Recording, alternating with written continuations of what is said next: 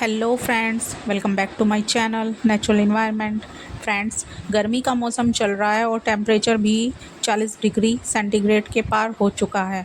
इस टेम्परेचर का असर प्लांट्स पर साफ दिखाई देने लगा है। ज़मीन में लगे प्लांट्स के कंपैरिजन में बालकनी या टेरेस पर लगे प्लांट्स में गर्मी का इफ़ेक्ट ज़्यादा देखने को मिलता है। तेज़ गर्मी और ड्राई वेदर गमलों की सारी नमी को ख़त्म कर देता है।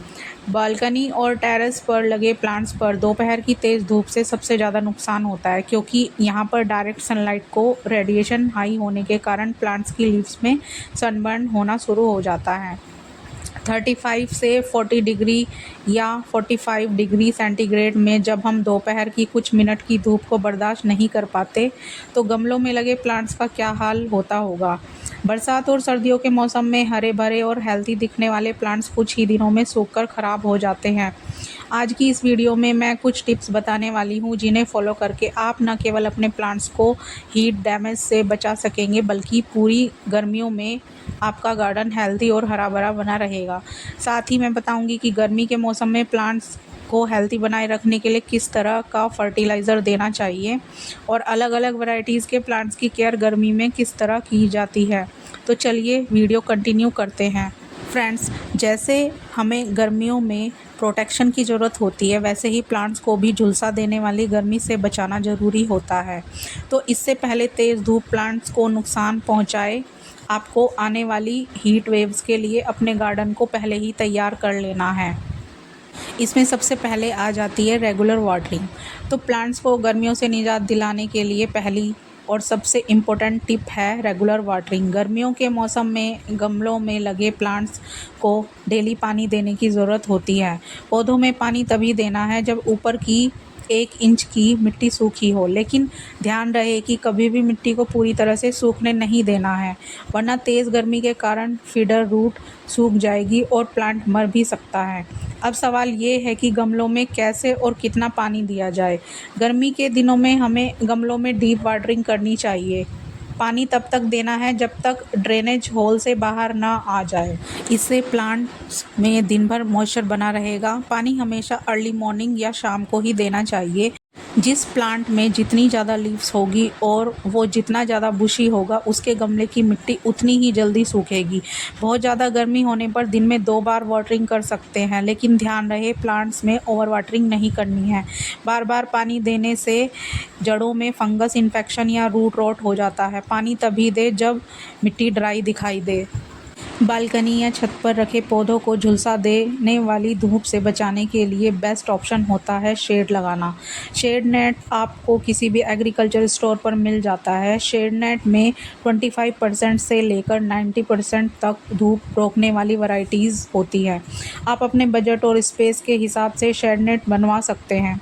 मैंने अपने टेरेस पर आधे स्पेस में शेड नेट लगाई हुई है, जहां मैंने ज़्यादा से ज़्यादा प्लांट्स रखे हुए हैं और शेड में ये हरे भरे और हेल्दी हैं। मैंने अपने गार्डन में 75% धूप रोकने वाली शेड नेट लगाई है। हमेशा यूवी स्टेरिलाइज्ड शेड नेट खरीदना चाहिए। ये धूप में ख़राब नहीं होती है और सालों साल चलती है।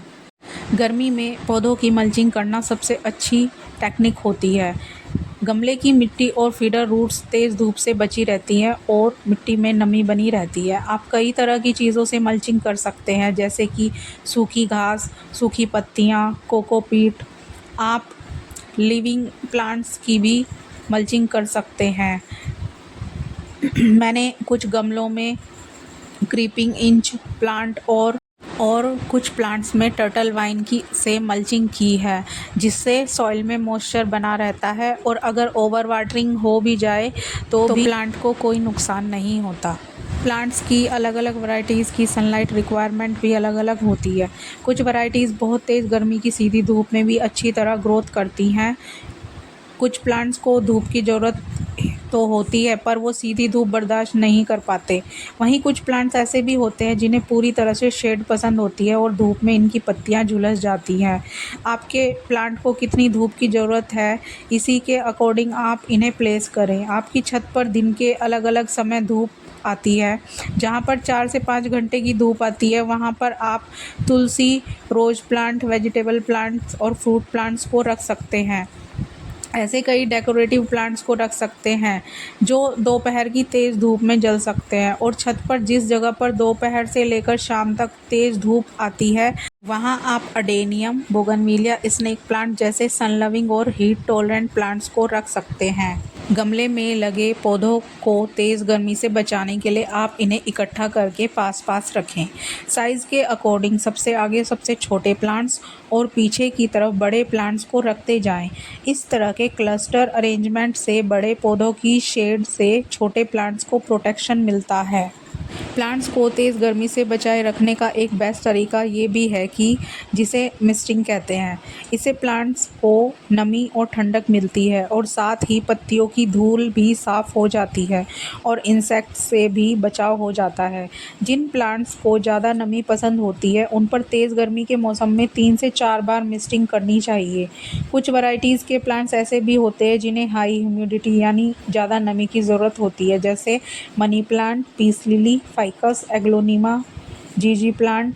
ऐसे प्लांट सूखी और गर्म हवा से ख़राब होने लगते हैं।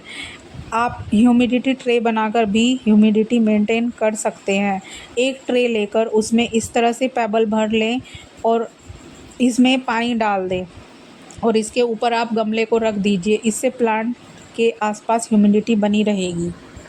इस गर्मी में हाउस प्लांट्स को डीएपी, पोटाश, यूरिया, एनपीके जैसे केमिकल फर्टिलाइज़र देने से बचें। ऐसे में प्लांट्स को सिर्फ ऑर्गेनिक कंपोस्ट ही देना चाहिए। गर्मियों में लगे प्लांट्स के लिए तेज़ गर्मियों के मौसम में सबसे अच्छा होता है बायो फर्टिलाइज़र, जिसे आप लिक्विड फॉर्म में प्लांट्स में दे सकते हैं। आप इसे गर्मी में घर पर ही बना सकते हैं, जो गर्मियों के लिए ठंडे फर्टिलाइज़र्स हैं। केले के छिलके से फर्टिलाइज़र बनाने के लिए 3 से 4 केले के छिलकों को चॉपर में चॉप कर लीजिए या कैंची से छोटा छोटा कट कर लीजिए और इन्हें 1 लीटर पानी में छिलकों को मिलाकर कवर करके 10 दिनों के लिए शेड में रख दीजिए। 10 दिन के बाद छिलके फर्मेंट होकर पानी में मिनरल्स रिलीज़ कर देंगे। अब इन्हें छानकर 50% पानी मिला लीजिए। इस लिक्विड फर्टिलाइज़र को आप 15 दिन में एक बार प्लांट्स की मिट्टी में डाल सकते हैं। कंपोस्ट टी फर्टिलाइज़र बनाने के लिए 2 लीटर पानी में 2 मुट्ठी के हिसाब से सड़ी हुई गोबर की खाद या वर्मी कंपोस्ट डालकर 10 दिनों के लिए छोड़ दीजिए। 10 दिनों के बाद 100% ऑर्गेनिक फर्टिलाइज़र बनकर तैयार हो जाएगी। इसे छानकर एयरटाइट कंटेनर में 1 महीने तक स्टोर करके भी रख सकते हैं। 10 दिन में एक बार एक गमले में 250 ml लिक्विड फर्टिलाइज़र दीजिए।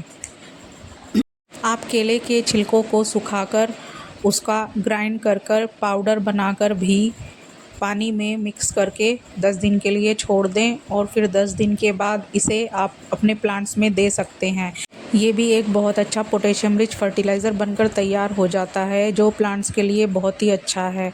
तो फ्रेंड्स, इन आसान ट्रिक्स को फॉलो करके आप इस जून की गर्मी में भी अपने गार्डन को हरा भरा रख सकते हैं। ये वीडियो आपको कैसी लगी मुझे कमेंट करके ज़रूर बताएं और वीडियो को लाइक और शेयर करना ना भूलें और मेरे चैनल को सब्सक्राइब करें। Thanks for watching.